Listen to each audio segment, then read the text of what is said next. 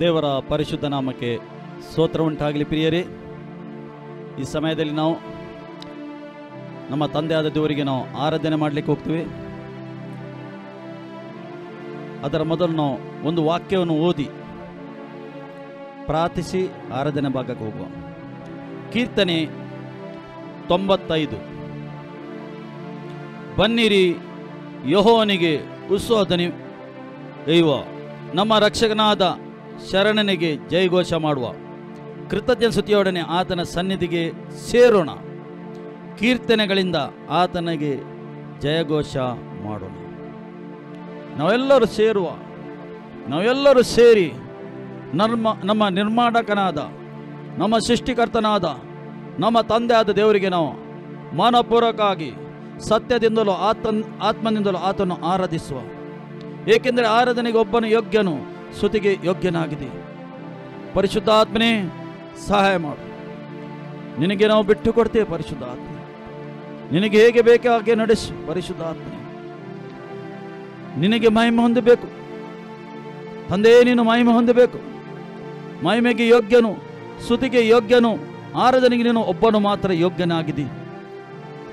ನಾವು ಸ್ವರವನ್ನು ತೆರೆದು ಮನಪೂರ್ವಕವಾಗಿ ಕೈ ಎತ್ತಿ ಹೃದಯವನ್ನು ಎತ್ತಿ ತಂದೆಯಲ್ಲಿ ನಾವು ಆರಾಧಿಸುವ, ಆತನು ಸ್ತುತಿಸುವ. Thank you Lord, thank you, thank you. Glory glory glory glory glory. ಓ thank you Holy Spirit, thank you Holy Spirit. ಪರಿಶುದ್ಧಾತ್ಮನೇ ಸ್ತೋತ್ರ. ಓ glory glory glory. Yes yes S.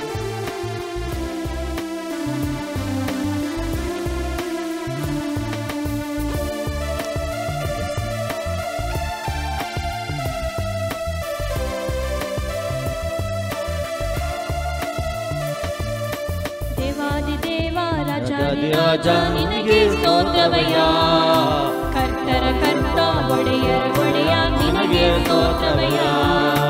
ದೇವಾದಿ ದೇವ ರಾಜಾದಿ ರಾಜ ನಿನಗೆ ಸ್ತೋತ್ರವಯ್ಯ, ಕರ್ತರ ಕರ್ತ ಒಡೆಯರ ಒಡೆಯ ನಿನಗೆ ಸ್ತೋತ್ರವಯ್ಯ. ಹಲ್ಲೆಲೂಯಾ, ಆರಾಧನೆ. ಹಲ್ಲೆಲೂಯಾ, ಆರಾಧನೆ.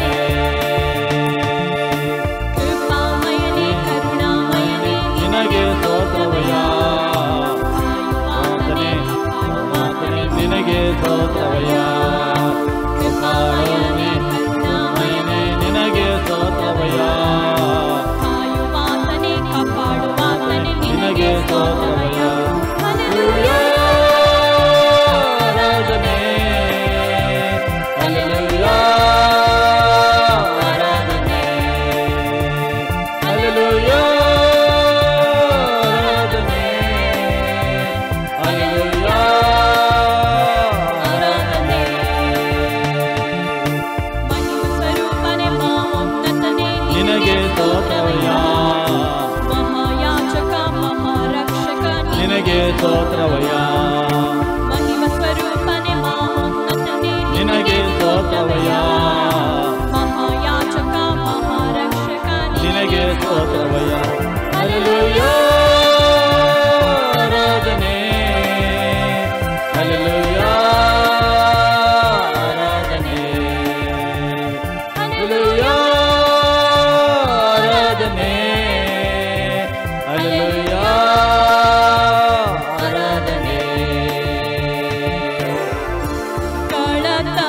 ತಾಟಿ ಹಾಡುವೆ ದೇವಾ, ಕರ್ತಾನೆ ನಿನ್ನನ್ನು ಕೊಂಡಾಡುವೆ. ಕೈಗಳ ತಾಟಿ ಹಾಡುವೆ ದೇವಾ, ಕರ್ತಾನೆ ನಿನ್ನನ್ನು ಕೊಂಡಾಡುವೆ. ಘನ ಮಹಿಮೆ ಸ್ತುತಿ ಸ್ತೋತ್ರ ಎಂದೆಂದು ನಿನಗೆ ಸ್ತೋತ್ರವು. ಘನ ಮಹಿಮೆ ಸ್ತುತಿ ಸ್ತೋತ್ರ ಎಂದೆಂದು ನಿನಗೆ ಸ್ತೋತ್ರವು. ಕೈಗಳ ತಾಟಿ ಹಾಡುವೆ ದೇವಾ, ಕರ್ತಾನೆ ನಿನ್ನನ್ನು ಕೊಂಡಾಡುವೆ. ಕೈಗಳ ತಾಟಿ ಹಾಡುವೆ ದೇವಾ, ಕರ್ತಾನೆ ನಿನ್ನನ್ನು ಕೊಂಡಾಡುವೆ. ಆದಿಯು ಅಂತ್ಯವು ಆದಾತನೇ, ಎಂದೆಂದು ಜೊತೆಯಲ್ಲಿ ಇರುವಾತನೇ. ಆದಿಯು ಅಂತ್ಯವು ಆದಾತನೇ, ಎಂದೆಂದು ಜೊತೆಯಲ್ಲಿ ಇರುವಾತನೇ. ಘನ ಮಹಿಮೆ ಸ್ತುತಿ ಸ್ತೋತ್ರ ಎಂದೆಂದು ನಿನಗೆ ಸ್ತೋತ್ರವು. ಘನ ಮಹಿಮೆ ಸ್ತುತಿ ಸ್ತೋತ್ರ ಎಂದೆಂದು ನಿನಗೆ ಸ್ತೋತ್ರವು. ಕೈಗಳ ತಾಟಿ ಹಾಡುವೆ ದೇವಾ, ಕರ್ತಾನೆ ನಿನ್ನನ್ನು ಕೊಂಡಾಡುವೆ. ಕೈಗಳ ತಾಟಿ ಹಾಡುವೆ ದೇವಾ, ಕರ್ತಾನೆ ನಿನ್ನನ್ನು ಕೊಂಡಾಡುವೆ. ಮಾರ್ಗವು ಸತ್ಯವು ಆದಾತನೇ, ನಿತ್ಯ ಜೀವ ನನಗೆಂದು ನೀಡಿದಾತನೇ. ಮಾರ್ಗವು ಸತ್ಯವು ಆದಾತನೇ, ನಿತ್ಯ ಜೀವ ನನಗೆಂದು ನೀಡಿದಾತನೇ. ಘನ ಮಹಿಮೆ ಸ್ತುತಿ ಸ್ತೋತ್ರ ಎಂದೆಂದು ನಿನಗೆ ಸ್ತೋತ್ರವು. ಘನ ಮಹಿಮೆ ಸ್ತುತಿ ಸ್ತೋತ್ರ ಎಂದೆಂದು ನಿನಗೆ ಸ್ತೋತ್ರವು. ಕೈಗಳ ತಾಟಿ ಹಾಡುವೆ ದೇವಾ, ಕರ್ತಾನೆ ನಿನ್ನನ್ನು ಕೊಂಡಾಡುವೆ. ಕೈಗಳ ತಾಟಿ ಹಾಡುವೆ ದೇವಾ, ಕರ್ತಾನೆ ನಿನ್ನನ್ನು ಕೊಂಡಾಡುವೆ. ಕರ್ತಾನೆ ನಿನ್ನನ್ನು ಕೊಂಡಾಡುವೆ. ಕರ್ತಾನೆ ನಿನ್ನನ್ನು ಕೊಂಡಾಡುವೆ. ನಿನ್ನನ್ನು ಕೊಂಡಾಡ್ತೇವೆ ಕರ್ತನೇ. ಕೈಗಳನ್ನು ತಟ್ಟಿ ಸ್ತುತಿಸಿ ನಿನ್ನನ್ನು ಕೊಂಡಾಡ್ತೇವೆ. ನೀನು ಒಬ್ಬನು ಯೋಗ್ಯನಾಗಿದ್ದಿ ಸ್ವಾಮಿ. ಅಪ್ಪ, ನಿನ್ನ ಪ್ರಸನ್ನತೆ, ನಿನ್ನ ಉಪಸ್ಥಿತಿ ನಮ್ಮ ಮಧ್ಯದಲ್ಲಿ ಇದ್ದಿದ್ದಕ್ಕೆ ಸ್ತೋತ್ರ. ಕರ್ತನೇ, ನಿನ್ನ ಮಕ್ಕಳಾದ ನಾವು ಕರ್ತನೇ ಸತ್ಯದಿಂದಲೂ ಆತ್ಮದಿಂದಲೂ ಆರಾಧನೆ ಮಾಡುವಾಗ ಕರ್ತನೇ ನೀನು ಮಹಿಮೆ ಹೊಂದುತ್ತಿ. ನಿನಗೆ ಸಂತೋಷವಾಗ್ತದೆ ಕರ್ತನೇ. ನಿನಗೆ ಸಂತೋಷವಾಗುವಾಗ ನೀನು ಸುಮ್ಮನೆ ಕೂತ್ಕೊಳ್ಳೋದಿಲ್ಲ, ನಿನ್ನ ನಮ್ಮ ಮಧ್ಯದಲ್ಲಿ ಚಲಿಸುತ್ತಿ ಕರ್ತನೇ. ದೇವಾನಿಗೆ ಸ್ತೋತ್ರ. ಯೇಸುವೇ, ಅಪ್ಪ ತಂದೆ, ಓ glory glory glory glory. Thank you thank you thank you. ನಿನ್ನ ಉಪಸ್ಥಿತಿಗೆ ಸ್ತೋತ್ರ. Thank you thank you thank you. Yes yes, ನಾವೆಲ್ಲರೂ ಸೇರೋ, ನಾವೆಲ್ಲರೂ ಒಂದೇ ಮನಸ್ಸಿನಿಂದ ಆತನ್ನು ಸ್ತುತಿಸುವ, ಆರಾಧಿಸುವ. परमोन्नत देवा तुझ्या अस्त्यात राहता, तुझे ते सदा वस्ती करता. परमोन्नत देवा तुझ्या अस्त्यात राहता, तुझे ते सदा वस्ती करता. मोजे कोटे अस्त्र चालल्या सर्गीच्या बापा, विश्वास तुझे तवरून तुका आराधन करता. मोजे कोटे अस्त्र चालल्या सर्गीच्या भयंकर में आठ बड़ो आराधन करिया स्तुति करिया आराधन करता आराधन तुका मोचा बापा आराधन तुका मोगाय राया आराधन तुका मोचा बापा आराधन तुका मोगाय राया तुझ्या पाकाट्या पोंदा मका आसरो तुवे दिलाय पिराती मोची वाटुवताय तुझ्या पाकाट्या पोंदा मका आसरो तुवे दिलाय पिराती आम्ही सुरक्षा वाटुवताय मोचे टानाने कवचल्या सताच्या बापा मोंतु सोनियळन तुका आराधन करता मोचे टानाने कवचल्या सताच्या बापा मोंतु सोनियळन तुका आराधन करता आराधन तुका मोचा बापा आराधन तुका नितीवान देवा आराधन तुका मोचा बापा आराधन तुका नितीवान देवा मोच्या वाटाने राजा तुझ्या दूतान तुवे धाडला आम्ही वताना येताना त्याचे दूत आमच्या पटल्यान मुकल्यान आमकां रक्षण दितात प्रोटेक्शन करतात कित्याक आमी ताची भुरगीं जावन आसा तुका उलो माताना म्हाका जातूं दिताय मोच्या नांवान वळखतले मोच्या मोगाळा बापा सगळे मोचे जिणेक तुका आराधन करता मोच्या नांवान वळखतले मोच्या मोगाळा बापा सगळे मोचे जिणेक तुजी आराधन करता आराधन तुका मोच्या बापा आराधन तुका सर्ववेदारा आराधन तुका मोच्या बापा आराधन तुका सर्ववेदारा आराधन तुका मोच्या बापा आराधन तुका मोगाळ राया आराधन तुका आपल्या देवाका मोच्या आमच्या सरस्वत बापाका आराधन तुका नितीवान देवा आराधन तुका मोच्या बापा आराधन तुका सर्ववेदारा सर्वदेवदार देव जावन आसा तो ताका आमी सदांच आराधन करचें म्हणून तो आशेत येता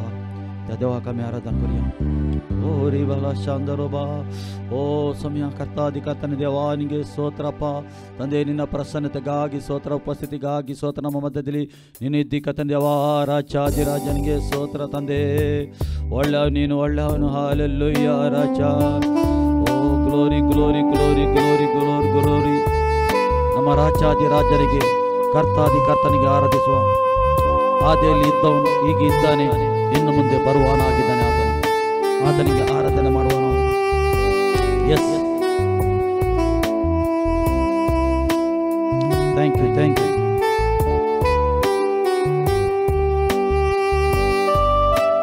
thank you Jesus yes oh glory glory glory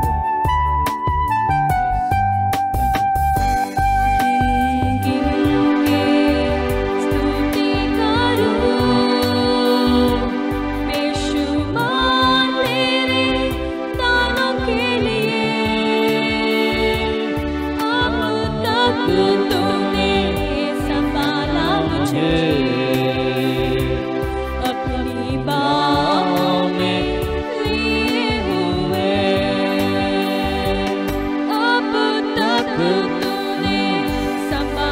मुझे अपनी बाहों में लिए हुए। तेरे शत्रु का निशाना तुझ पर होगा ना सफल। तेरे शत्रु का निशाना तुझ पर होगा ना सफल। आँखों की पुतली जैसे वो रखेगा तुझे हर पल। आँखों की पुतली जैसे वो रखेगा तुझे हर पल। गिन के स्तुति करूं बेशुमार तेरे दानों के लिए। अब तक तूने संभाला मुझे अपनी बाहों में लिए हुए। अब तक तूने संभाला मुझे अपनी बाहों में लिए हुए। आंधियाँ बन के आए जिंदगी के फिकर। आंधियाँ बन के आए जिंदगी के फिकर। कौन है तेरा कीमतहारा है भरोसा तेरा किधर। कौन है तेरा कीमतहारा है भरोसा तेरा किधर। गिन के स्तुति करूं बेशुमार तेरे दानों के लिए। अब तक तूने संभाला मुझे अपनी बाहों में लिए हुए। अब तक तूने संभाला मुझे अपनी बाहों में लिए हुए। आए तुझे जो मिटाने वे शस्त्र होंगे बेअसर। आए तुझे जो मिटाने वे शस्त्र होंगे बेअसर। तेरा रचने वाला तुझ पर रखता है अपनी नजर। तेरा रचने वाला तुझ पर रखता है अपनी नजर। गिन के स्तुति करूं बेशुमार तेरे दानों के लिए। अब तक तूने संभाला मुझे अपनी बाहों में लिए हुए। अब तक तूने संभाला मुझे अपनी बाहों में लिए हुए। गिन के स्तुति करूं बेशुमार तेरे दानों के तक तूने संभाला मुझे,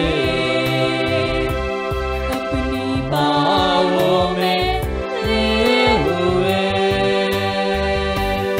अब तक तूने संभाला मुझे,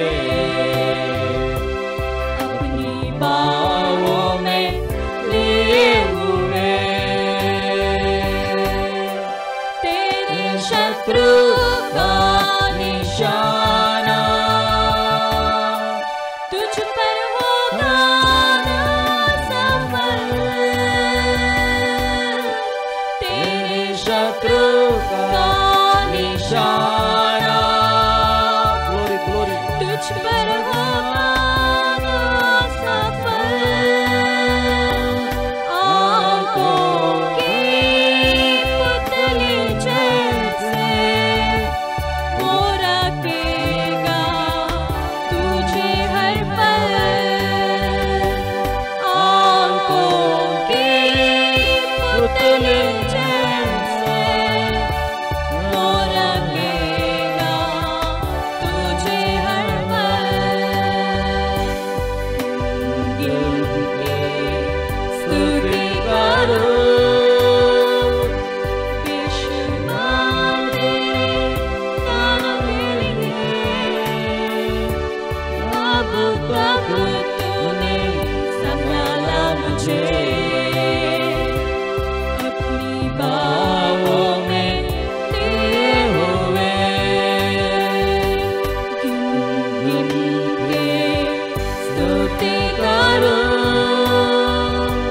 बेशुमार तेरे दानों के लिए।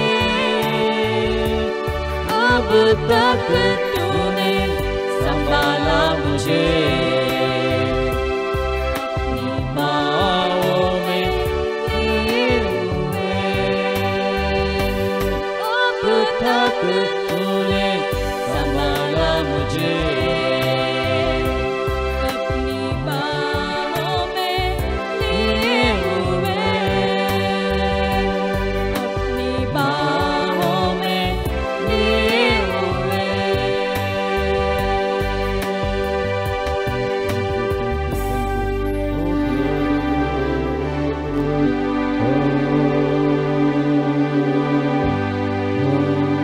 Come and worship Royal Priesthood. ಆರಾಧಿಸುವ ಆತನ Come We and worship you. sing. ಆತನ ಆರಾಧಿಸುವ ಮನಪೂರ್ವಕವಾಗಿ ನಮ್ಮ ಕರಗಳನ್ನು ಎತ್ತಿ ಆರಾಧಿಸುವ ಆತನ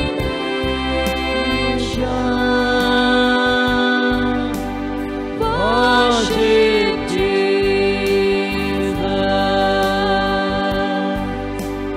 our Redeemer.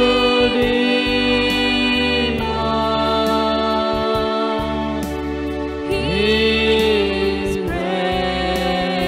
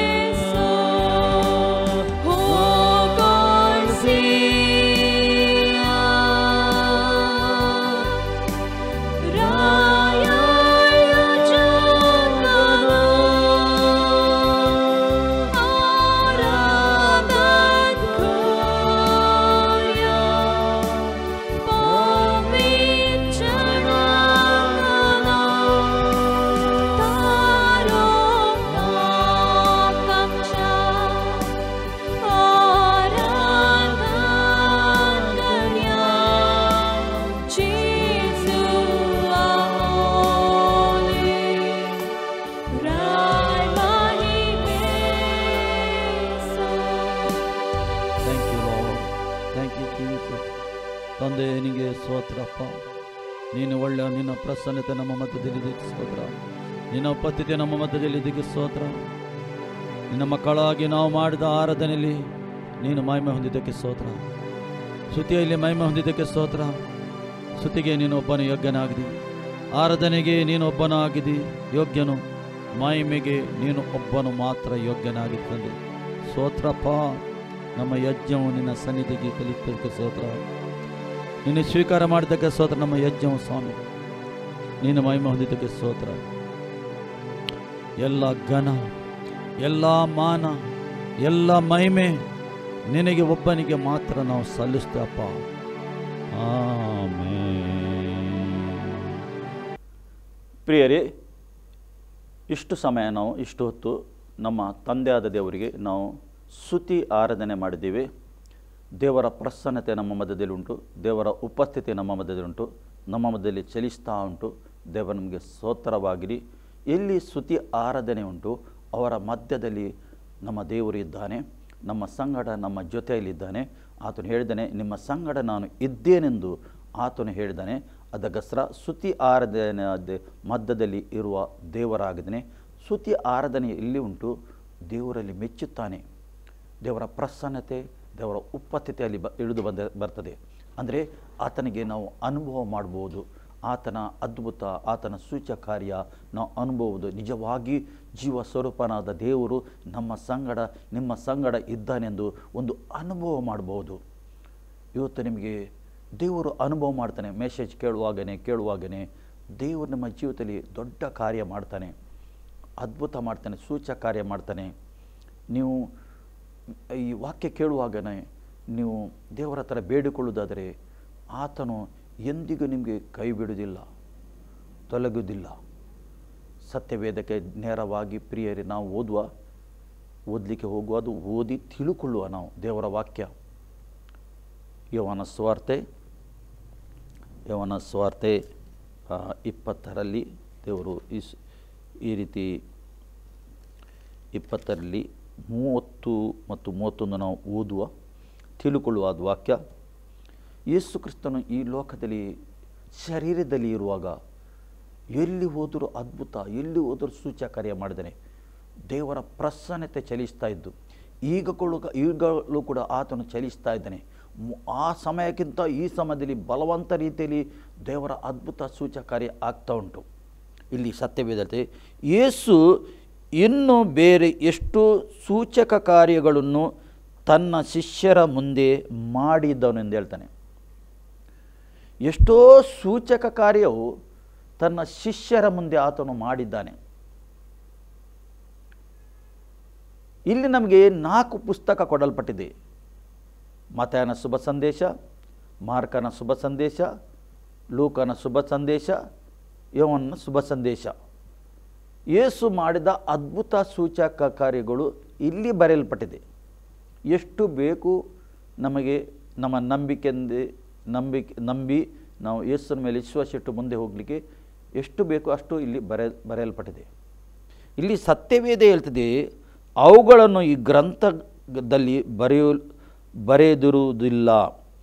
ಎಷ್ಟೋ ಸೂಚಕ ಕಾರ್ಯ ಅದ್ಭುತ ಕಾರ್ಯ ಮಾಡಿದೆ, ಆದರೆ ಈ ಗ್ರಂಥದಲ್ಲಿ ಎಷ್ಟು ಬೇಕೋ ಅಷ್ಟೇ ಬರೆಯಲ್ಪಟ್ಟಿದೆ, ಉಳಿದುದು ಬರೆಯಲಿಲ್ಲ ಎಂದು ಸತ್ಯವೇದ ಹೇಳ್ತದೆ. ಇಲ್ಲಿ ಅದರ ಅರ್ಥ, ಒಂದು ವೇಳೆ ಬರೆದರೆ ನಮಗೆ ಪುಸ್ತಕ ಅದು ಒತ್ತುಕೊಂಡು ಹೋಗಲಿಕ್ಕೆ ಆಗ್ತಿರಲಿಲ್ಲ. ನಮ್ಮ ನಂಬಿಕೆಗೆ ಎಷ್ಟು ಬೇಕೋ ಅಷ್ಟೇ ಇಲ್ಲಿ ಪ್ರಿಯರೇ ಬರೆದು ಹಾಕಿದೆ. ಇಲ್ಲಿ ಸತ್ಯವೇದ ಹೇಳ್ತದೆ, ಆದರೆ ಯೇಸು ದೇವಕುಮಾರನಾದ ಕ್ರಿಸ್ತನೆಂದು ನೀವು ನಂಬುವಂತೆಯೂ ನಂಬಿ ಆತನ ಹೆಸರಿನ ಮೂಲಕ ಜೀವವನ್ನು ಪಡೆಕೊಳ್ಳುವಂತೆ ಇವುಗಳನ್ನು ಬರೆದಿದೆ. ದೇವರು ಏನು ಬಯಸ್ತಾ ಇದ್ದಾನೆ? ಈ ವಾಕ್ಯವನ್ನು ನೀವು ಓದಿ, ಈ ವಾಕ್ಯವನ್ನು ಕೇಳಿ, ಈ ಅದ್ಭುತ ಸೂಚಕರ್ಯವನ್ನು ನೀವು ಯೇಸು ಕ್ರಿಸ್ತನು ಮಾಡಿದ ಈ ಒಂದು ನೋಡಿ ಕೇಳಿ, ನಿಜವಾಗಿ ದೇವ ಕುಮಾರನು ಈ ಲೋಕಕ್ಕೆ ಬಂದಿದ್ದಾನೆ, ಆ ಜೀವ ಸ್ವರೂಪನಾದ ಯೇಸು ಕ್ರಿಸ್ತನು ಈ ಲೋಕಕ್ಕೆ ಬಂದಿದ್ದಾನೆಂದು ತಿಳಿಕೊಂಡು ನೀವು ನಿತ್ಯ ಜೀವವನ್ನು ಪಡೆಕೊಳ್ಳಬೇಕೆಂದು ದೇವರ ಆಶೆ ಆಕಾಂಕ್ಷೆ ಆಗಿದೆ. ಎಲ್ಲರೂ ನಿತ್ಯ ಜೀವವನ್ನು ಪಡ್ಕೊಳ್ಬೇಕೆಂದು ದೇವರು ಬಯಸ್ತಾನೆ. ಏಕೆಂದರೆ ನೀವು ಮತ್ತು ನಾವು ಈ ಲೋಕದಲ್ಲಿದ್ದೇವೆ. ದೇವರ ಸ್ವರೂಪವಾಗಿ, ದೇವರ ಸ್ವಭಾವವಾಗಿ ನಮ್ಮನ್ನು ಸೃಷ್ಟಿ ಮಾಡಿದ್ದಾನೆ. ನಿಮ್ಮನ್ನು ಆತನು ಪ್ರೀತಿ ಮಾಡ್ತಾ ಇದ್ದಾನೆ, ಪ್ರೀತಿಸ್ತಾ ಇದ್ದಾನೆ. ಆತನು ಲೋಕದಲ್ಲಿ ಇಟ್ಟಿದ್ದಾನೆ. ದೇವರು ಏನು ಬಯಸ್ತಾ ಇದ್ದಾನೆ? ನೀವು ಆತನ ಜೊತೆಯಲ್ಲಿ ನಡೆಯಬೇಕೆಂದು ದೇವರು ಬಯಸ್ತಾನೆ. ಆದಾಮನು ಮೊದಲನೇ ವ್ಯಕ್ತಿ ದೇವರ ಜೊತೆಗೆ ನಡೆಯುತ್ತಿದ್ದ. ದೇವರು ಇಳಿದು ಬಂದು ಆತನ ಜೊತೆಯಲ್ಲಿ ನಡೆಯುತ್ತಿದ್ದ, ಆತನ ಥರ ಮಾತಾಡ್ತಿದ್ದ. ಆದಾಮನು ಅವನ ಥರ ಮಾತಾಡ್ತಿದ್ದ, ಜೊತೆಯಲ್ಲಿ ನಡೆಯುತ್ತಿದ್ದರು. ಆದರೆ ಈ ಜೊತೆಯಲ್ಲಿ ನಡೆಯುವುದು ಸೈತಾನಿಗೆ ಹೊಟ್ಟೆ ಕಿಚ್ಚಾಯಿತು. ಸೈತಾನು ಕುತಾಂತ್ರ ತಂತ್ರದಿಂದ ದೇವರ ಮತ್ತು ಮನುಷ್ಯರ ಸಂಬಂಧ ಆತನು ಮುರಿದು ಹಾಕಿದ. ದೇವರು ಕೊಟ್ಟ ಒಂದು ಆಜ್ಞೆ ಮನುಷ್ಯನು ಅಲಕ್ಷ್ಯ ಮಾಡುವ ಹಾಗೆ ಮಾಡಿದ. ದೇವರಿಗಿಂತ ಹೆಚ್ಚು ಇಟ್ಟ ಇವರು ವಿಶ್ವಾಸ, ಅದು ಸೈತಾನು ಏನು ಮಾಡಿದ? ಇವರ ಮನಸ್ಸಲ್ಲಿ ಸಂಶಯ ತಂದು ಹಾಕಿದ. ಅಂದರೆ ದೇವರು ನಿಮ್ಮನ್ನು ಪ್ರೀತಿ ಮಾಡುವುದಿಲ್ಲ, ದೇವರು ನಿಮಗೆ ಎಲ್ಲ ಸಂಗತಿ ಹೇಳುವುದಿಲ್ಲ, ಹೇಳಿದರೆ ನೀವು ಕೂಡ ದೇವರ ಹಾಗೆ ಆಗ್ತೀರಿ ಎಂದು ಸುಳ್ಳು ಮಾತು ಹಾಕಿ ಒಳಗೆ, ಮನುಷ್ಯನ ಒಳಗೆ ಹಾಕಿ ಆತನು ಏನು ಮಾಡಿದ?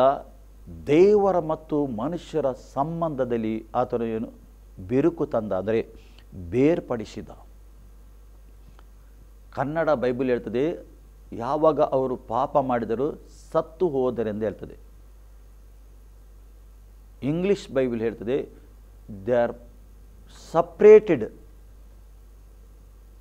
ಅವರು ಸಪ್ರೇಟ್ ಆದರು, ಬೇರ್ಪಟ್ಟರು, ಸಂಬಂಧ ಸಪ್ರೇಟ್ ಆಯಿತು. ಹೇಗೆ ಗಂಡ ಹೆಂಡತಿ ಮದುವೆ ಆಗ್ತಾರೆ, ಮದುವೆ ಆಗುವಾಗ ಅಲ್ಲಿ ಕೆಲವು ಮಾತು ಕೊಡಲಿಕ್ಕುಂಟು. ಅವರು ಮದುವೆ ಆದರಂತ ಇಬ್ಬರಲ್ಲ, ಒಂದೇ ಆದರು, ಒಂದೇ ಶರೀರ. ಆದರೆ ಕ್ರಮೇಣ ಅವರ ಮಧ್ಯದಲ್ಲಿ ತಪ್ಪು ತಿಳಿಯುವಿಕೆ ಆಗಿ ಒಬ್ಬರಿಗೆ ಒಬ್ಬರು ಅವರು ಡೈವರ್ಸ್ ಕೊಟ್ಟರೆ ಏನಾಗ್ತದೆ? ಇವಳ ಮೇಲೆ ಅವನಿಗೆ ಅಧಿಕಾರ ಇಲ್ಲ, ಅವನ ಮೇಲೆ ಇವರಿಗೆ ಅಧಿಕಾರ ಇಲ್ಲ. ಸಪ್ರೇಟ್, ಬೇರ್ಪಟ್ಟರವರು, ಒಟ್ಟಿಗೆ ನಡೆಯುವುದಿಲ್ಲ, ಮತ್ತೆ ಒಟ್ಟಿಗೆ ನಿಲ್ಲುವುದಿಲ್ಲ. ಅದೇ ಪ್ರಕಾರ ಯಾವಾಗ ಮನುಷ್ಯನು ಪಾಪ ಮಾಡಿದನೋ, ದೇವರ ವಾಕ್ಯ ಅಲಕ್ಷ್ಯ ಮಾಡಿದನೋ, ಸಪ್ರೇಷನ್ ಆಯಿತು. ಮನುಷ್ಯನು ಬೇರ್ಪಟ್ಟನು. ಇಡೀ ಜಗತ್ತಲ್ಲಿ ನೀವು ಮಾನವನು ನೋಡ್ತೀರಲ್ಲ, ಎಲ್ಲರೂ ದೇವರಿಂದ ಪ್ರತ್ಯೇಕವಾಗಿದ್ದಾರೆ. ನೋಡಲಿಕ್ಕೆ ದೇವರ ಸ್ವರೂಪವಾಗಿ ಸ್ವಭಾವವಾಗಿದ್ದಾರೆ, ಆದರೆ ಅವರಲ್ಲಿ ಸ್ವರೂಪ ಉಂಟು, ಸ್ವಭಾವ ಇಲ್ಲ. ಇವತ್ತು ಮಾನವರ ಥರ ಸ್ವರೂಪ ಉಂಟು, ದೇವರ ಸ್ವರೂಪ ಉಂಟು ಪ್ರಿಯರೇ, ಆದರೆ ಸ್ವಭಾವ ಇಲ್ಲ. ದೇವರ ಮೇಲೆ ಒಂದು ತಪ್ಪು ತಿಳುವಳಿಕೆ. ದೇವರು ಎಂದರೆ ಮಾನವನ ದೃಷ್ಟಿಯಲ್ಲಿ ಒಂದು ಮೂರ್ತಿಯಾಗಿದೆ ಎಂದು ತಿಳುವಳಿಕೆ ಮನುಷ್ಯನದ್ದು. ಅದಕ್ಕೋಸ್ಕರ ಮನುಷ್ಯನು ಏನು ಮಾಡ್ತಾ ಇದ್ದಾನೆ? ತನಗೆ ಬೇಕಾದ ರೀತಿಯಲ್ಲಿ ಮೂರ್ತಿ ಮಾಡಿ ಅದರ ಥರ ಮಾತಾಡ್ತಾ ಇದ್ದಾನೆ, ಅದಕ್ಕೆ ತನ್ನ ಜೀವಿತನ ಅರ್ಪಿಸ್ತಾನೆ. ಸತ್ಯ ವೇದ ಹೇಳ್ತದೆ, ಆ ಮೂರ್ತಿಗೆ ಕಣ್ಣು ಕಾಣುವುದಿಲ್ಲ, ಕಿವಿ ಕೇಳುವುದಿಲ್ಲ, ಬಾಯಿ ಮಾತಾಡಲಿಕ್ಕೆ ಆಗುವುದಿಲ್ಲ, ಮುಟ್ಲಿಕ್ಕೆ ಆಗುವುದಿಲ್ಲ, ನಡೆಯಲಿಕ್ಕೆ ಆಗುವುದಿಲ್ಲ. ಅಂಥ ಮಟ್ಟಕ್ಕೆ ಮನುಷ್ಯನು ಏನಾದ? ಕೀಳಾಗಿ ನಡೆಯುತ್ತಾ ಇದ್ದಾನೆ. ಒಂದು ದೇವರ ದೃಷ್ಟಿಯಲ್ಲಿ ದೇವರ ಸ್ವರೂಪವಾಗಿ ಸೃಷ್ಟಿಸಿದ ವ್ಯಕ್ತಿ ಇವತ್ತು ಏನು ಮಾಡ್ತಾ ಇದ್ದಾನೆ? ದೇವರೆಂದರೆ ತಪ್ಪು ತಿಳುವಳಿಕೆಯಿಂದ ಹೋಗ್ತಾ ಇದ್ದಾನೆ. ದೇವರಿಗೆ ಇವನೇ ಮಾಡುವುದು ಇವನ ಕೈಯಲ್ಲಿ. ಭೂಮಿ ಆಕಾಶವನ್ನು ಸೃಷ್ಟಿ ಮಾಡಿದ ದೇವರು ಮನುಷ್ಯನು ಮಾಡಿದ ಆ ಕೈಯಲ್ಲಿ ಮಾಡಿದ ಆ ಗುಡಿಸಲೆಯಲ್ಲಿ ಆ ಮೂರ್ತಿಯಲ್ಲಿ ಆತ ನಿಲ್ಲುವುದಿಲ್ಲ. ಸತ್ಯವೇದ ಹೇಳ್ತದೆ, ಆತ ನಿಲ್ಲುವುದಿಲ್ಲ. ಅದಕ್ಕೋಸ್ಕರ ಯೇಸು ಎಷ್ಟೋ ಸೂಚಕಾರ್ಯ ಅದ್ಭುತ ಕಾರ್ಯ ಮಾಡಿ ತೋರಿಸಿದ. ಏಕೆ? ಆ ಜೀವ, ಪರಲೋಕದ ಜೀವ ನೀವು ಹೊಂದಬೇಕೆಂದು. ಆ ಪರಲೋಕದ ಜೀವವು ನೀವು ಹೊಂದಬೇಕು. ಒಬ್ಬ ವ್ಯಕ್ತಿಗೆ ಈ ಲೋಕದಲ್ಲಿ ಇರುವಾಗ ದೇವರು ಆರಿಸ್ತಾನೆ. ಗಲಾತ್ಯರ ಪತ್ರಿಕೆ ಪೌಲನು ಬರೆಯುತ್ತಾ ಇದ್ದಾನೆ. ಗಲಾತ್ಯರ ಪತ್ರಿಕೆಯಲ್ಲಿ ಪೌಲನು 1ನೇ ಅಧ್ಯಾಯದಲ್ಲಿ ಬರೆಯುತ್ತಾ ಇದ್ದಾನೆ. ಅಲ್ಲಿ ಹೇಳ್ತಾ ಇದ್ದಾನೆ, ನಾವು ತಿಳ್ಕೊಳ್ಳುವ ಅದು ವಾಕ್ಯ 15. ಆದರೆ ನಾನು ತಾಯಿಯ ಗರ್ಭದಲ್ಲಿ ಇದ್ದಾಗಲೇ ನನ್ನನ್ನು ಪ್ರತ್ಯೇಕಿಸಿ ತನ್ನ ಕೃಪೆಯಿಂದ ಕರೆದ ದೇವರು ಎಂದು ಹೇಳ್ತಾನೆ. ಏನು ಹೇಳ್ತಾನೆ? ಆದರೆ ನಾನು ತಾಯಿಯ ಗರ್ಭದಲ್ಲಿದ್ದಾಗಲೇ ನನ್ನನ್ನು ಪ್ರತ್ಯೇಕಿಸಿದಿ. ಇವತ್ತು ನೀವು ರಕ್ಷಣೆ ಹೊಂದುವುದಾದರೆ ತಾಯಿಯ ಗರ್ಭದಲ್ಲಿ ಆತ ನಿಮಗೆ ಪ್ರತ್ಯೇಕ ಮಾಡಿದ್ದಾನೆ. ಇವತ್ತು ನೀನು ರಕ್ಷಣೆ ಹೊಂದಿದವನಿದ್ದರೆ ನೀನು ಲೋಕದಲ್ಲಿ ಇದ್ದಿ, ಆದರೆ ನೀನು ಲೋಕದವನಲ್ಲ, ಲೋಕದಿಂದ ದೇವರು ನಿನಗೆ ಪ್ರತ್ಯೇಕ ಮಾಡಿದ್ದಾನೆ. ಅದಕ್ಕೋಸ್ಕರ ಯೋಹನ ಸುವಾರ್ತೆ 15ರಲ್ಲಿ ಆತನು ಬರೆಯುತ್ತಾ ಇದ್ದಾನೆ, ನಿಮಗೆ ಲೋಕದಲ್ಲಿ ನೀವು ಒಂದು ಸಮಯದಲ್ಲಿ ಇದ್ದೀರಿ, ಕತ್ತಲೆಯಲ್ಲಿ ಜೀವಿಸ್ತಾ ಇದ್ದೀರಿ. ಆತನ ಕತ್ತಲೆಯಿಂದ ನಿಮಗೆ ತೆಗೆದು ತನ್ನ ರಕ್ತದಿಂದ ನಿಮಗೆ ತೊಳೆದು ಶುದ್ಧಿ ಮಾಡಿ ಪುನಃ ಈ ಕತ್ತಲೆಯ ಲೋಕದಲ್ಲಿ ಇಟ್ಟಿದ್ದಾನೆ. ಹೇಗೆ? ನಿಮಗೆ ಬೆಳಕಾಗಿ ಇಟ್ಟಿದ್ದಾನೆ. ಒಂದು ನೀನು ರಕ್ಷಣೆ ಹೊಂದಿದೆಯಾ, ಆದರೆ ನೀನು ಬೆಳಕಾಗಿದ್ದಿ, ನೀನು ಬೆಳಕು. ಪ್ರಿಯರೇ, ತಾಯಿಯ ಗರ್ಭದಲ್ಲಿ ಇರುವಾಗ ನಿಮಗೆ ಪ್ರತ್ಯೇಕ ಮಾಡಿದ್ದಾನಂತೆ, ಪ್ರತ್ಯೇಕಿಸಿದ್ದಾನೆ ಆತನು. ತಾಯಿಯ ಗರ್ಭದಲ್ಲಿ ಇರುವಾಗನೇ ನಿಮಗೆ ಪ್ರತ್ಯೇಕ ಮಾಡಿದ್ದಾನೆ ಆತನು. ಪ್ರತ್ಯೇಕತೆ ವೆರಿ ವೆರಿ ಇಂಪಾರ್ಟೆಂಟ್. ಈ ಪ್ರತ್ಯೇಕತೆ ವಿಷಯದಲ್ಲಿ ಎಷ್ಟೋ ಜನರಿಗೆ ಗೊತ್ತಿಲ್ಲ. ಲೋಕದಲ್ಲಿ ಜೀವಿಸ್ತಾ ಇದ್ದಾರೆ, ಬೇರೆ ಬೇರೆ ಸಂಗತಿಯಲ್ಲಿ ಜೀವಿಸ್ತಾರೆ, ಇವನ್ ಧರ್ಮದಲ್ಲಿ ಜೀವಿಸ್ತಾ ಇದ್ದಾರೆ. ಅದರ ಪ್ರತ್ಯೇಕತೆ ವೆರಿ ವೆರಿ ಇಂಪಾರ್ಟೆಂಟ್. ಅದಕ್ಕೋಸ್ಕರ ಇಲ್ಲಿ ಪೌಲನು ನೋಡಿ, ಮನುಷ್ಯನು ಯಾವ ರೀತಿಯಲ್ಲಿ ಜೀವಿಸ್ತಾ ಇದ್ದಾನೆ ಪೌಲನು ಬರೆಯುತ್ತಾ ಇದ್ದಾನೆ. ಮನುಷ್ಯನು ಎಷ್ಟು ಮಟ್ಟಿಗೆ ಕೆಳಗೆ ಬಂದಿದ್ದಾನೆ, ಮನುಷ್ಯನ ಆಲೋಚನೆ ದೇವರ ವಿಷಯದಲ್ಲಿ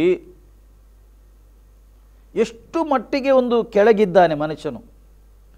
ದೇವರು ಮನುಷ್ಯನಿಗೆ ತನ್ನ ಸ್ವರೂಪವಾಗಿ ಸೃಷ್ಟಿ ಮಾಡಿ ತನ್ನ ಮುಂದೆ ನಿಲ್ಲಬೇಕೆಂದು ಸೃಷ್ಟಿ ಮಾಡಿದ್ದಾನೆ, ತನ್ನ ಒಟ್ಟಿಗೆ ನಿಲ್ಲಬೇಕೆಂದು ಸೃಷ್ಟಿ ಮಾಡಿದ್ದಾನೆ, ತನ್ನ ಸನ್ನಿಧಿಯಲ್ಲಿ ನಿಲ್ಲಬೇಕೆಂದು ಸೃಷ್ಟಿ ಮಾಡಿದ್ದಾನೆ ಆತನು.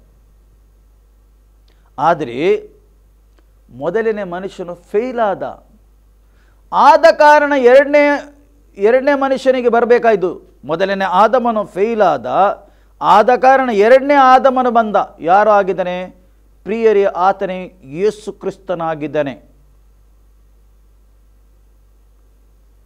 ಏಕೆ? ದೇವರ ಸಂಬಂಧ ಪ್ರಿಯರೇ ಒಂದಾಗಬೇಕು. ಪೌಲನು ಅಥೇನೆ ಪಟ್ಟಣದಲ್ಲಿ ತಿರುಗಾಡ್ತಾ ಇದ್ದಾನೆ, ಸುವಾರ್ಥ ಸಾರಲಿಕ್ಕೆ ಹೋದದ್ದು ಪೌಲನು. ಈ ಅಥೇನೆ ಪಟ್ಟಣ ತಿರುಗಾಡ್ತಾ ಇದ್ದಾನೆ. ಎಲ್ಲಿ ಅಥೇನೆ ಪಟ್ಟಣ? ಗ್ರೀಕಲ್ಲಿ ತಿರುಗಾಡ್ತಾ ಇದ್ದಾನೆ ಆತನು. ನೋಡ್ತಾ ಇದ್ದಾನೆ. ಏನು ನೋಡ್ತಾ ಇದ್ದಾನೆ? ಎಲ್ಲಿ ನೋಡಿದರೋ ಗುಡಿ ಗೋಪುರಗಳು, ಎಲ್ಲಿ ನೋಡಿದರೋ ಮೂರ್ತಿಗಳು. ಜನರು ತುಂಬ ಜ್ಞಾನವಂತರಲ್ಲಿ, ಅವರು ಜ್ಞಾನ ಉಂಟು, ಆದರೆ ದೇವರ ವಿಷಯದಲ್ಲಿ ತಿಳುವಳಿಕೆ ಇಲ್ಲ. ಜೀವ ಸ್ವರೂಪನ ದೇವರು ಯಾರನ್ನು ಗೊತ್ತಿಲ್ಲ. ಇವತ್ತು ಲೋಕದಲ್ಲಿ ಜ್ಞಾನ ಉಂಟು, ಅವರ ಹತ್ರ ತುಂಬ ಜ್ಞಾನ ಉಂಟು, ಆದರೆ ಅವರ ದೇವರ ವಿಷಯದಲ್ಲಿ ತಿಳುವಳಿಕೆ ಇಲ್ಲ. ನನಗೆ ಯಾರು ಸೃಷ್ಟಿ ಮಾಡಿದ್ದಾನೆ, ಯಾತಕರ ಸೃಷ್ಟಿ ಮಾಡಿದ್ದಾನೆ, ಯಾತಕರ ದೇವರು ನನಗೆ ಇಲ್ಲಿಟ್ಟಿದ್ದಾನೆ, ಏಕೆ ನನಗೆ ಇಷ್ಟು ಟ್ಯಾಲೆಂಟ್ ಎಲ್ಲ ಕೊಟ್ಟಿದ್ದಾನೆ ದೇವರು, ತಿಳುವಳಿಕೆ ಇಲ್ಲ. ದೇವರು ಹೇಳ್ತಾನೆ, ಲೋಕದ ಮೇಲೆ ಎಷ್ಟೋ ಪ್ರೀತಿಯನ್ನು ಇಟ್ಟು ತನ್ನ ಒಬ್ಬನೇ ಮಗನನ್ನು ದೇವರು ಲೋಕಕ್ಕೆ ಕಳಿಸಿಕೊಟ್ಟಿದ್ದಾನಂತೆ. ಒಬ್ಬರು ಕೂಡ ನಾಶವಾಗಬಾರದೆಂದು, ಒಬ್ಬ ವ್ಯಕ್ತಿ ಕೂಡ ನಾಶವಾಗಬಾರದು, ಎಲ್ಲರೂ ದೇವರ ಹತ್ತಿರ ಬರಬೇಕೆಂದು. ಇಲ್ಲಿ ನಾವು ನೋಡ್ತಾ ಇದ್ದೇವೆ, ಅಪೊಸ್ತಲಗತ 17ರಲ್ಲಿ 23ರಿಂದ ನಾವು ಜ್ಞಾನಿಸುವ, ಅಥೇನ ಜನರೇ, ನೀವು ಎಲ್ಲದರಲ್ಲಿಯೂ ಅತಿ ಭಕ್ತಿವಂತರೆಂದು ನನಗೆ ತೋರುತ್ತದೆ. ಪೌಲನು ಸಾರುವ ಸುವಾರ್ತೆ ನೋಡಿ, ಅಥೇನೆದವರೇ, ನೀವು ಎಲ್ಲದರಲ್ಲಿ ಭಕ್ತಿವಂತರೆಂದು ನನಗೆ ತೋರುತ್ತದೆ. ಭಕ್ತಿ ಉಂಟು. ಇವತ್ತು ಮನುಷ್ಯನ ಹತ್ರ ಭಕ್ತಿ ತುಂಬ ಉಂಟು. ಬೇರೆ ಬೇರೆ ರೀತಿಯಲ್ಲಿ ಭಕ್ತಿಯಲ್ಲಿ ಇದ್ದಾರೆ ಜನರು, ಭಕ್ತಿ ಉಪಯೋಗ ಮಾಡ್ತಾ ಇದ್ದಾರೆ. ಅವರ ಹತ್ರ ಭಕ್ತಿ ಉಂಟು, ಆದರೆ ಭಕ್ತಿಯಲ್ಲಿ ಸತ್ಯ ಇಲ್ಲ. ಇಲ್ಲಿ ಆತನು ಸಾರ್ತಾ ಇದ್ದಾನೆ, ನಾನು ನಿಮ್ಮ ಪಟ್ಟಣದಲ್ಲಿ ತಿರುಗಾಡುತ್ತಾ ನಿಮ್ಮ ಪೂಜಿಸುವ ದೇವತಾ ಪ್ರತಿಮೆಗಳನ್ನು ಚೆನ್ನಾಗಿ ನೋಡುತ್ತಾ ಇದ್ದಾಗ ಆತನು ಏನು ಹೇಳ್ತಾನೆ ಅಲ್ಲಿಯ ಜನರಿಗೆ, ಪಟ್ಟಣದಲ್ಲಿ ತಿರುಗಾಡ್ತಾ ಇರುವಾಗ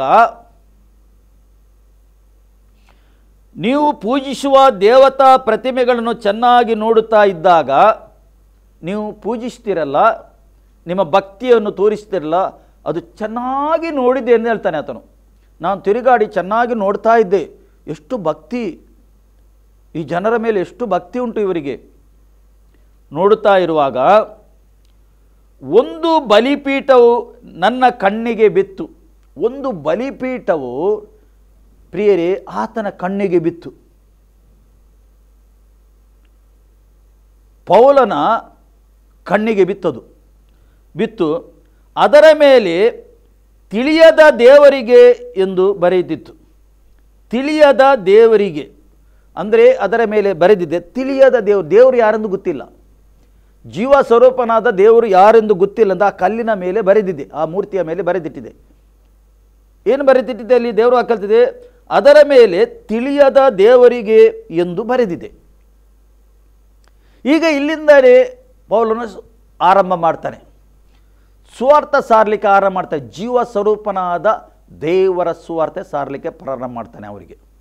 ಅಲ್ಲಿ ಹೇಳ್ತಾನೆ, ಆದ ಕಾರಣ ನೀವು ಯಾವುದನ್ನು ತಿಳಿಯದೆ ಪೂಜಿಸ್ತೀರೋ ಅದನ್ನೇ ನಿಮಗೆ ತಿಳಿಯಪಡಿಸ್ತೇನೆ. ನೀವು ಆದ ಕಾರಣ ನೀವು ತಿಳಿಯದೆ ಪೂಜಿಸ್ತೀರಲ್ಲ, ನಿಮ್ಗೆ ಏನೊಂದು ಗೊತ್ತಿಲ್ಲ, ಪೂಜೆ ಮಾಡ್ತೀರಿ, ನೀವು ಭಕ್ತಿ ತೋರಿಸ್ತಾ ಇದ್ದೀರಿ, ಒಳ್ಳೆಯದು, ನಿಮ್ಮ ಮನಸ್ಸು ಒಳ್ಳೆಯದುಂಟು, ತೋರಿಸ್ತಿರಲ್ಲ. ಪೌಲನಲ್ಲಿ ಬರೀತಾ ಇದ್ದಾನೆ ಅಥೇನೆ ಪಟ್ಟಣದಲ್ಲಿ, ಅದನ್ನೇ ನಿಮಗೆ ತಿಳಿಸ್ತೇನೆ, ಅದೇನೇ ನಿಮಗೀಗ ನಾನು ತಿಳಿಸ್ತೇನೆ, ಅದು ಹೇಳ್ತೇನೆ ನಿಮಗೆ ಯಾರೆಂದು ತಿಳಿಸ್ತೇನೆ, ತಿಳಿಯಪಡಿಸ್ತೇನೆ. ಕೇಳಿರಿ, ಜಗತ್ತನ್ನು ಅದರಲ್ಲಿ ಇರುವ ಎಲ್ಲ ವಸ್ತುಗಳನ್ನು ಉಂಟು ಮಾಡಿದ ದೇವರು. ಇಡೀ ಜಗತ್ತು ಅದರಲ್ಲಿ ಎಷ್ಟು ವಸ್ತು ಉಂಟು, ಏನುಂಟು, ಗುಡ್ಡಗಳು, ಬೆಟ್ಟಗಳು, ಭೂಮಿ, ಅದರಲ್ಲಿ ಸಮುದ್ರ ಉಂಟು, ಸಮುದ್ರದ ಒಳಗೆ ಮೀನುಂಟು, ಪ್ರಾಣಿ ಉಂಟು, ಪಕ್ಷಿ ಉಂಟು, ನೆಲದ ಕೆಳಗೆ ಖಜಾನ ಉಂಟು, ಬಂಗಾರ ಉಂಟು, ಪೆಟ್ರೋಲ್ ಉಂಟು, ಎಲ್ಲ ಉಂಟು, ಎಲ್ಲ ತೆಗೆಯುತ್ತಾ ಇದ್ದಾರೆ. ಇನ್ನೂ ಸಂಗತಿ ಉಂಟು, ಡೈಮಂಡ್ ಉಂಟು, ಎಲ್ಲ ದೇವರು ಮಾಡಿಟ್ಟಿದ್ದಾನೆ, ಜೀವ ಸ್ವರೂಪನ ದೇವರು ಮಾಡಿದ್ದು ಅದು. ಇಲ್ಲಿ ಹೇಳ್ತಾನೆ, ಕೇಳಿರಿ, ಜಗತ್ತನ್ನು ಅದರಲ್ಲಿರುವ ಎಲ್ಲ ವಸ್ತುಗಳನ್ನು ಉಂಟು ಮಾಡಿದ ದೇವರು ಭೂಮಿ ಆಕಾಶಗಳನ್ನು ಒಡೆಯನಾಗಿರುವುದರಿಂದ. ಯಾರು? ಭೂಮಿ ಮತ್ತು ಆಕಾಶದ ಒಡೆಯನಾಗಿದ್ದಾನೆ ಆತನು ಭೂಮಿ ಆಕಾಶದ ಒಡೆಯನಾಗಿದ್ದಾನೆ. ಆದ್ದರಿಂದ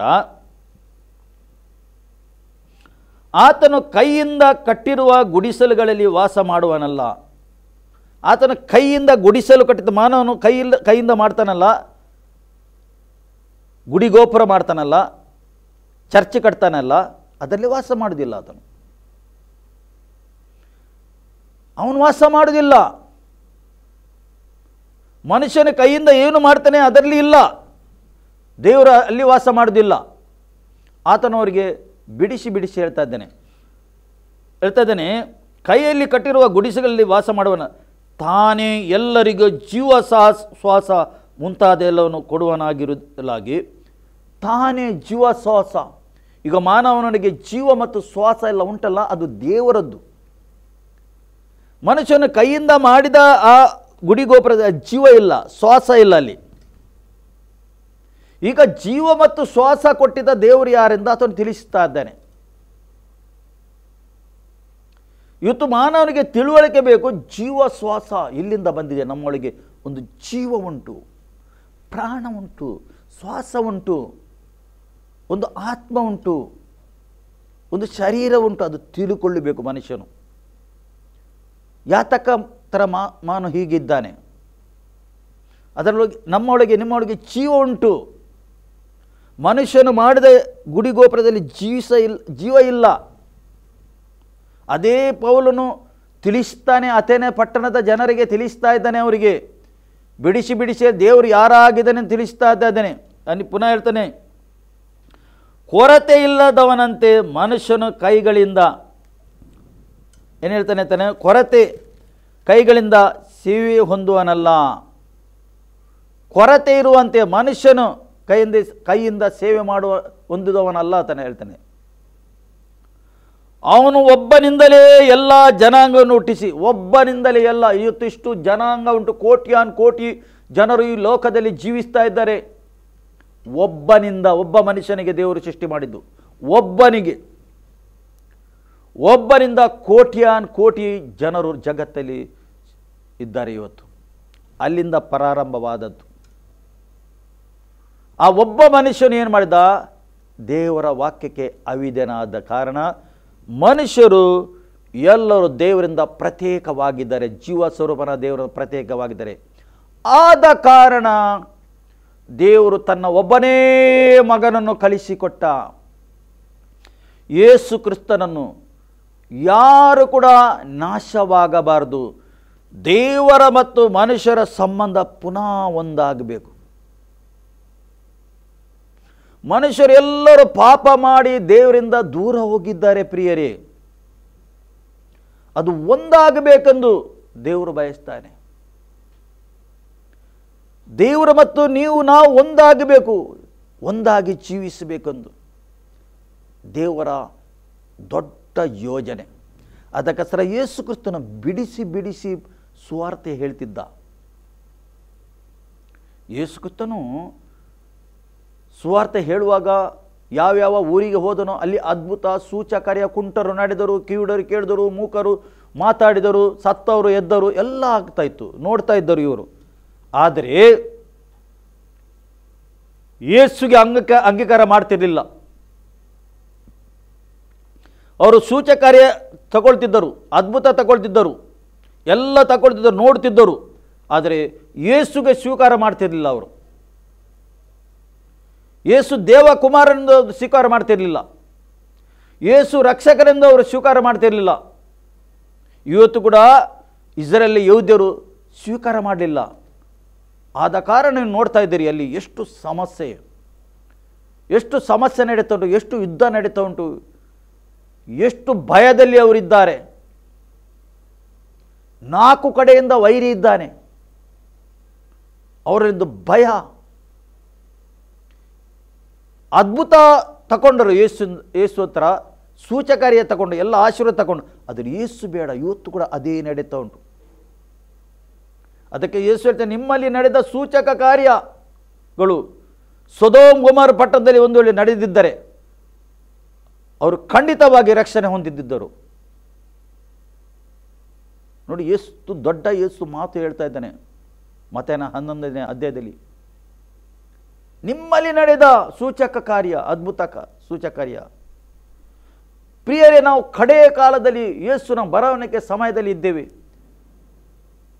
ಸ್ವಾರ್ಥ ಎಲ್ಲ ಕಡೆಯಲ್ಲಿ ಸಾರಲ್ಪಡ್ತಾ ಉಂಟು. ಭೂಮಿ ಆಕಾಶ ಅಳಿದು ಹೋಗುವುದು, ನನ್ನ ವಾಕ್ಯ ಅಳಿದು ಹೋಗುವುದಿಲ್ಲ ಎಂದು ದೇವರ ವಾಕ್ಯ ಹೇಳ್ತಿದೆ. ಎಲ್ಲ ಕಡೆಯಲ್ಲಿ ಸ್ವಾರ್ಥ ಹೋಗ್ತಾ ಉಂಟು. ಯೇಸುವೇ ರಕ್ಷಕನಾಗಿದ್ದಾನೆ, ಯೇಸುವೇ ದೇವಕುಮಾರನಾಗಿದ್ದಾನೆ, ಯೇಸುವೇ ಸತ್ತವರಿಂದ ಪುನರುತ್ಥನಾಗಿದ್ದಾನೆ. ಯೇಸುವೇ ಒಬ್ಬ ವ್ಯಕ್ತಿಗೆ ಪಾಪದಿಂದ ಬಿಡುಗಡೆ ಮಾಡಲಿಕ್ಕೆ ಶಕ್ತನಿದ್ದಾನೆ, ಶಾಪದಿಂದ ಬಿಡುಗಡೆ ಮಾಡಲಿಕ್ಕೆ ಶಕ್ತನಿದ್ದಾನೆ. ಯೇಸುವಿನ ರಕ್ತದಲ್ಲಿ ಮಾತ್ರ ಪಾಪ ಪರಿಹಾರ ಆಗ್ತದೆ, ಶಾಪದಿಂದ ಬಿಡುಗಡೆ ಆಗ್ತದೆ ಎಂದು ಸುವಾರ್ಥ ಸಾರ್ಥ ಉಂಟು. ಆದರೆ ಮಾನವನು ಏನು ಮಾಡ್ತಾ ಇದ್ದಾನೆ? ಅದ್ಭುತ ಆಗಬೇಕು, ಸೂಚಕಾರಿ ಆಗಬೇಕು, ನನಗೋಸ್ಕರ ಪ್ರಾರ್ಥನೆ ಮಾಡಿ, ಪ್ರಾರ್ಥನೆ ಮಾತ್ರ ಬೇಕು, ಯೇಸು ಬೇಡ. ಒಂದು ವೇಳೆ ನಿನ್ನ ಜೀವಿತ ನನ್ನ ಜೀವಿತದಲ್ಲಿ ಯೇಸು ಇಲ್ಲದಿದ್ದರೆ ಹೋಯಿತು. ಯೇಸು ಇಲ್ಲದ ರಕ್ಷಣೆ ಇಲ್ಲ.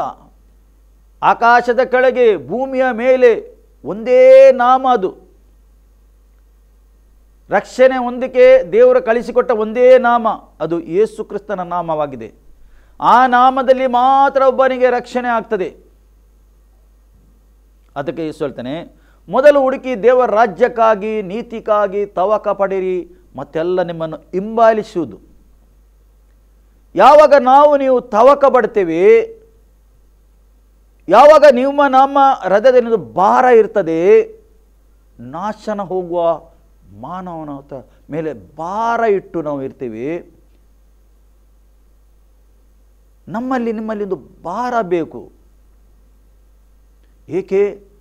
ಎಲ್ಲರೂ ರಕ್ಷಣೆ ಹೊಂದಬೇಕು, ಅದು ದೇವರ ಚಿತ್ತವಾಗಿದೆ.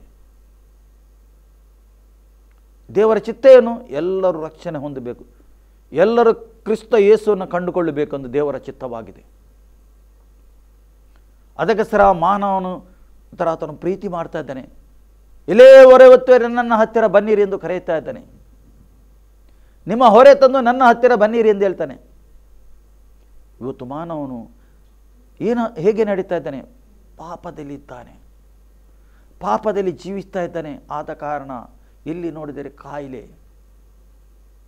ಇಲ್ಲಿನದು ನೋವು, ಸಮಸ್ಯೆ, ಬಡತನ, ಗಲಿಬಿಲಿ,